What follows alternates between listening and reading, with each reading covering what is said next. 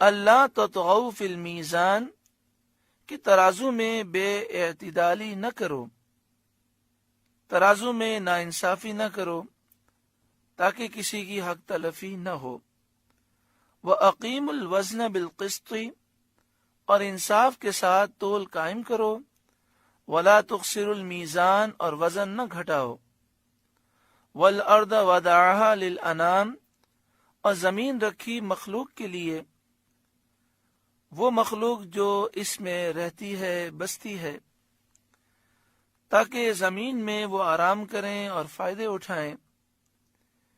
فیہا فاکہۃ والنخل ذات الاکمام اس میں میوے، پھل اور غلاف والی کھجوریں ہیں جن میں بہت برکت ہے۔ اللہ تعالیٰ نے پھلوں کو غلاف اور چھلکے عطا فرمائے کہ اندر کا جو پھل جو کھایا جاتا ہے وہ ہر قسم کی میل سے، غبار سے اور جراثیم سے محفوظ رہے۔ والحب ذو العصف والریحان اور بھس کے ساتھ اناج اور خوشبو کے پھول جیسے گیہوں، جو وغیرہ اناج، کہ اناج انسان کھاتا ہے اور اس کے ساتھ جو بھوسا ہوتا ہے وہ جانور کھاتے ہیں۔ اللہ تعالیٰ نے انسانوں کے لیے اور جانوروں کے لیے خوراک پیدا کی۔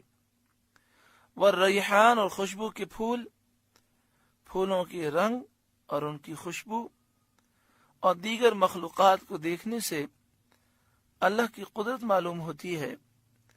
اللہ نے کیسی خوبصورت مچھلیاں پیدا کی، کیسے قسم قسم کے خوبصورت پرندے پیدا کیے، کیسے خوبصورت جانور پیدا کیے، انسانوں کو کتنا خوبصورت بنایا، پہاڑوں میں، دریاؤں میں، آبشاروں میں، چشموں میں کیسا حسن و جمال رکھا۔ فَبِأَيِّ آلَاءِ رَبِّكُمَا تُكَذِّبَانِ تو اے جن و انس تم دونوں اپنے رب کی کون سی نعمت جھٹلاؤ گے۔ اس سورہ مبارکہ میں یہ آیت 31 بار آئی ہے۔ فَبِأَيِّ آلَاءِ رَبِّكُمَا تُكَذِّبَانِ سورہ رحمان میں 31 مرتبہ ہے، 31 مرتبہ۔ بار بار نعمتوں کا ذکر فرما کر یہ ارشاد فرمایا گیا ہے کہ اپنے رب کی کون سی نعمت کو جھٹلاؤ گے۔ یہ ہدایت اور ارشاد کا بہترین اسلوب اور طریقہ ہے تاکہ سننے والے کے نفس کو تنبیہ ہو، وہ بیدار ہو اور اسے اپنے جرم اور ناشکری کا حال معلوم ہو جائے کہ اس نے کس قدر نعمتوں کو جھٹلایا ہے، اور اسے شرم آئے اور وہ شکر کو ادا کرنے اور عبادت کو ادا کرنے کی طرف مائل ہو، اور یہ سمجھ لے کہ اللہ تعالیٰ کی بے شمار نعمتیں اس پر ہیں۔ ترمذی شریف میں ہے، سید عالم صلی اللہ علیہ وآلہ وسلم نے فرمایا کہ یہ سورت میں نے جنات کو سنائی، وہ تم سے اچھا جواب دیتے تھے۔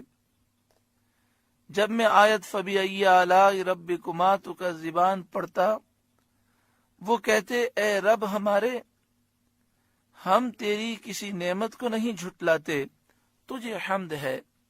اے ہمارے رب، ہم تیری کسی نعمت کو نہیں جھٹلاتے، تجھے حمد ہے۔